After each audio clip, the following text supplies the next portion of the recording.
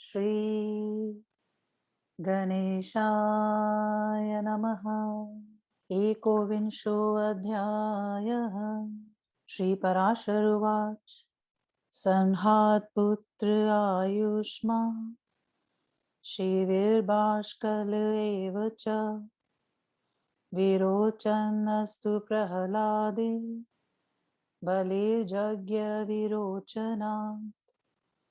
बले पुत्रशतं त्वासि द्वाणं ज्येष्ठं महामुने हिरण्याक्षसुताक्षासन् सर्व एव महाबला उत्कर्षकुनिशैव भूतसन्तापनस्तथा महानाभूमहाभाऊ कालनाभस्तथा परा अभवन्दनुपुत्राक्ष द्विमूर्धा शम्बरस्तथा अयो मुख शङ्कुरी शिरा कपिला शङ्करस्तथा एकचक्रो महाबाहु स्तारकक्ष महाबला स्वर्भानुवृषपर्वच पुलोमक्ष महाबला एते दन्नुसुताख्याता विप्रचितिक्षवीर्यवान् स्वर्भानुस्तु प्रभाकन्या शर्मिष्ठा वार्षपर्वणि उपदानी हयः शिरा प्रख्याता वरकन्यका वैश्वानरसुते चौबे पुलोमाकालिका तथा उभे सूते महाभागे मारीचेस्तु परिग्रह ताभ्यां पुत्रसहस्राणि षष्टिर्दानवसत्तमा पौलोमाकालिकेयाक्ष मारीचत्तनयः स्मृता ततोपरि महावीर्या दारुणा सत्वती निर्घृणा सिंहिकायामथोत्पन्ना विप्रचिते सुतास्तथा वयंशः शलयश्वबलवानः नभश्चैव महाबला वातापि नमुचिषैव इलवल्लः खस्मृतस्तथा अन्धको नरकयशैव कालनाभस्तथैव च स्वर्भानुष्व महावीर्यो वक्त्रयोधी महासुरा एते वै दानवा श्रेष्ठा धनुवंशविवर्धना एतेषां पुत्रपौत्राक्ष शतशोऽथ सहस्रशः प्रह्लादस्य तु दैत्यस्य निवातकवचाकुले समुत्पन्ना सुमहता तपसा भावितात्मना षट्सूता सुमहासत्त्वा स्तामार्या परिकीर्तिता शुकी शयनी च भासी च सुग्रीवी शुचिग्रध्रिका शुकी शुकानजन्यदु लोकप्रत्युलिकीकानः शयेनी शयनास्तथा भासी भासाङ्ग्रदः द्रांशग्रहयपि शोच्योत्कानपक्षिणा सुग्रीवः तो व्यजायत अक्ष्वानुष्ट्रान् गन्धर्भाक्षं ताम्रावंशं प्रकीर्तित विनयता यास्तु द्वौ पुत्रो विख्यातो गुरुडारुणो सुपर्णपततां श्रेष्ठो दारुणपन्नगाशन सुरसायां सहस्रं तु सर्पाणाममितो जसामः अनेक शीर्षा ब्राह्मन् केचिराणां महात्मनां काद्रवेयास्तु बलिनः सहस्रं मीतोजसा सुपर्णवशगा ब्राह्मन् जगीरे नैकमस्तका तेषां प्रधानभूतास्तु शेषवासुकितक्षका शङ्खैः खश्वेतो महापघा कम्बलाश्वतरो तथा एलापुत्रस्तथा नाघा कर्कोटकधनञ्जयो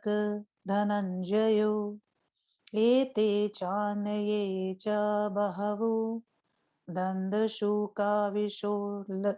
विशोबना गणं क्रोधवशं विद्धि तस्या सर्वे च द्रष्टिता स्थलजा पक्षिणो व्याज दारुणा पिशिताशना क्रोधातु जनयामास पिशाचांश महाबलान् गास्तु वै जनयामास सुरभिर्महिषांस्तथा इरावृक्षलतावल्ली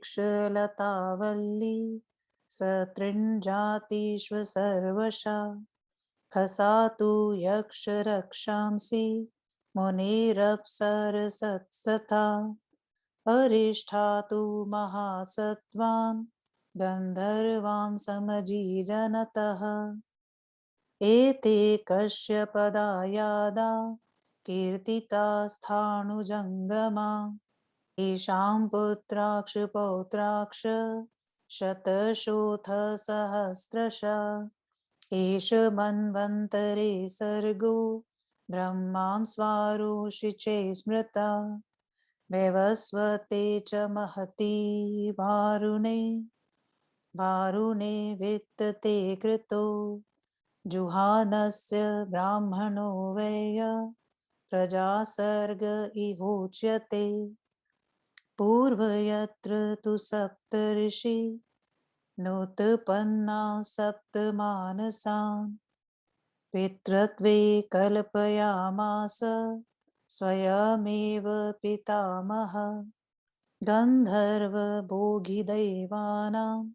दानवानां च सत्तमा द्वितीर्विनष्टपुत्रा वै तोषयामास काश्यपम् तया चाराधितः सम्यक् काश्यपस्तप तां वरा वरेण छन्दयामास सा च वर्विततो वरम् पुत्रमिन्द्रवधार्थाय समर्थं मितुजो सम स च तस्मै वरं प्राधा भार्यायै मुनिसत्तमा दत्त्वा वरमत्युग्रहं कश्यपस्तामुवाचः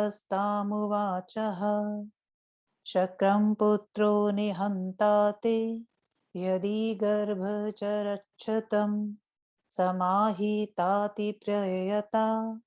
शौचिनी धारयिष्यसि इत्येव मुक्त्वा ताम देवीं सङ्गतः कश्यपो मुनि ददार सा च तं गर्भ सम्यक् चोष समन्विता गर्भमात्मवधारार्थाय ज्ञात्वा तं मघवानपि शुश्रूषुस्तामथागच्छ द्विनयादमराधिप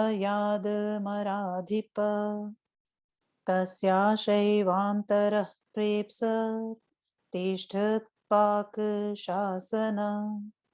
ऊनो वर्षशते शास्या ददर्शान्तरमात्मना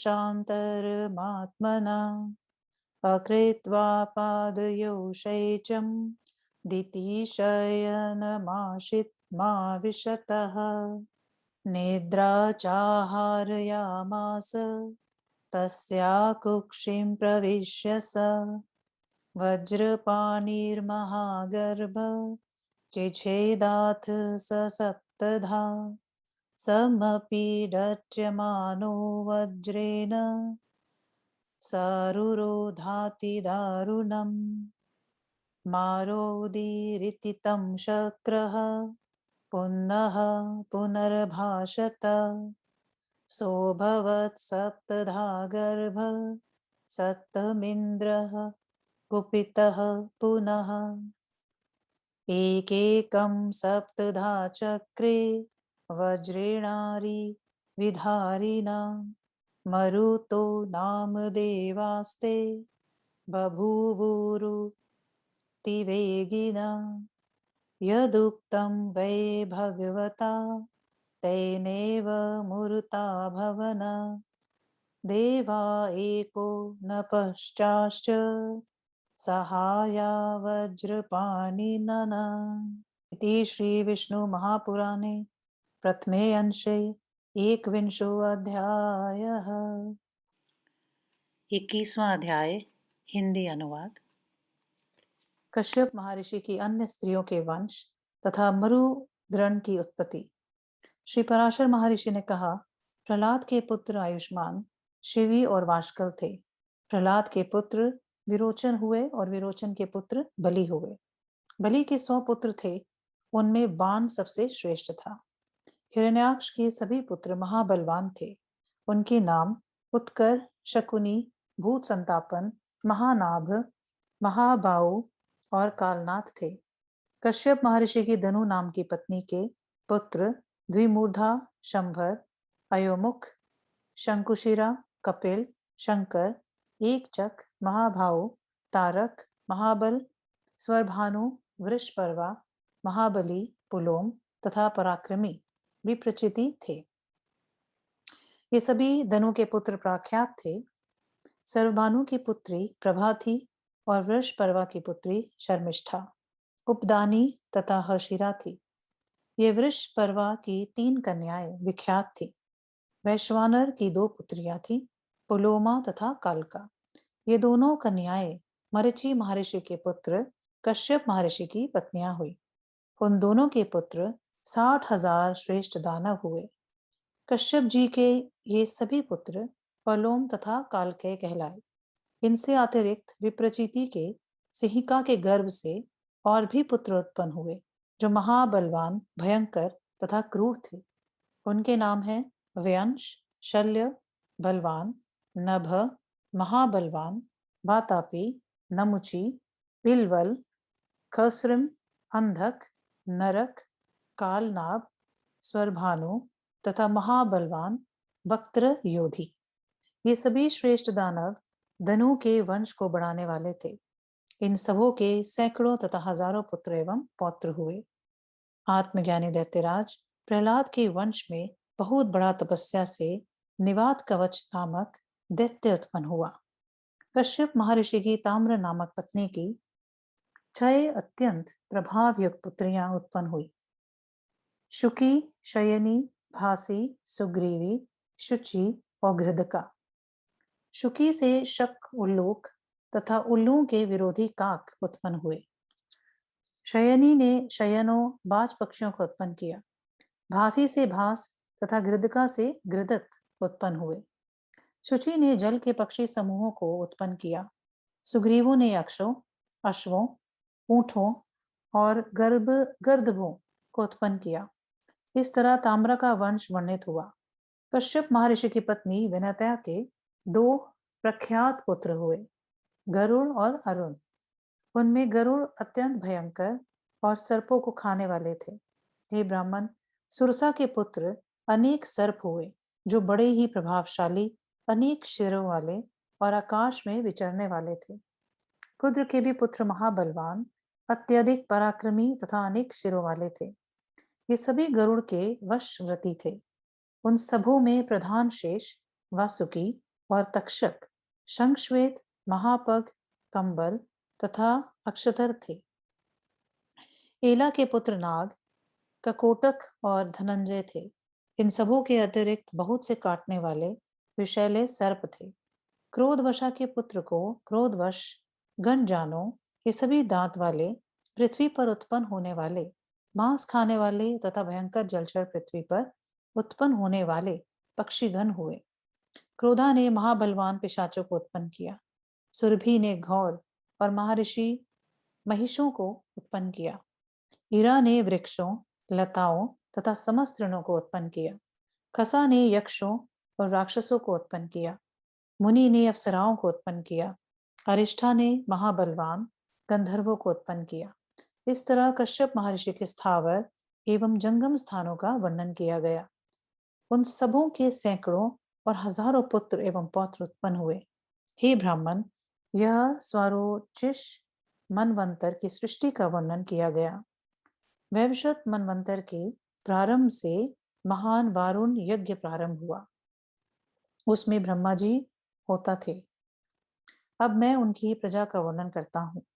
पहले मनवंतर में जो सप्तऋषि ब्रह्मा जी के मानस पुत्र थे, उनकी ही ब्रह्मा जी ने इस कल्प में गंधर्वों, सर्पों, देवताओं तथा दानवों के पिता रूप से कल्पना की। जिसके पुत्र विनष्ट हो गए थे, उन दिति देवी ने महर्षि कश्यप को प्रसन्न किया। दिति के द्वारा सेवित कश्यप महर्षि ने प्रसन्न होकर दिति से वरदान मांगने के लिए कहा। उस समय दिति ने ऐसे पुत्र का वरदान मांगा जो इंद्र का वध करने में समर्थ तथा अमित पराक्रमी हो। मुनियों में श्रेष्ठ कश्यप महर्षि ने दिति को वह उग्र वरदान दे दिया और दिति से कहा, तुम्हारा पुत्र तभी इंद्र को मारने वाला होगा जब तुम भगवान के ध्यान में संलग्न रहकर पावित्र्य का पालन करती हुई उस गर्भ को 100 वर्ष तक धारण करोगी। इस तरह कहकर महर्षि कश्यप ने दिति के साथ संगमन किया और दिति ने भी अच्छी तरह से पावित्र्य का पालन करते हुए उस गर्भ को धारण किया। इंद्र ने भी जब जाना कि वह गर्भ इंद्र को मारने वाला है, तो वे भी अत्यंत नम्रता पूर्वक दिति की सेवा करने की इच्छा से उसके पास गए। वहां पर इंद्र दिति के व्रत में होने वाले अंतर को देखने की इच्छा से सर्वदा उपस्थित रहते थे। 100 वर्ष पूरा होने से थोड़े पहले इंद्र ने एक अंतर देख लिया। दिति बिना पैर धोए ही शैया पर बैठ गई और सो गई। इंद्र भी दिति के पेट में प्रवेश कर गया। वे वज्र को हाथ में लेकर उस महागर्भ को 7 टुकड़ों में काट दिया। उस वज्र से पीड़ित होकर वह गर्भ जोर जोर से रोने लगा। इंद्र ने उससे बार बार कहा, मत रो मत रो। वह गर्भ 7 हो गया। उससे इंद्र पुनः क्रुद्ध हो गए और उन्होंने शत्रुओं को विदीर्ण कर देने वाले वज्र से प्रत्येक के 7-7 टुकड़े कर दिए। उसके कारण वे अत्यंत वेग संपन्न देवता मरुत नाम वाले हो गए। वज्रपाणी भगवान इंद्र ने उन सबों को जो मत रो कहा था, उसी के कारण उनका नाम मारुत हुआ। वे 49 संख्या वाले देवता इंद्र के सहायक हो गए। इस तरह श्री विष्णु महापुराण के प्रथम अंश के 21वें अध्याय का श्री प्रसाद द्विवेदी श्रीधराचार्य कृत हिंदी अनुवाद संपूर्ण हुआ। ओम नमो भगवते वासुदेवाय।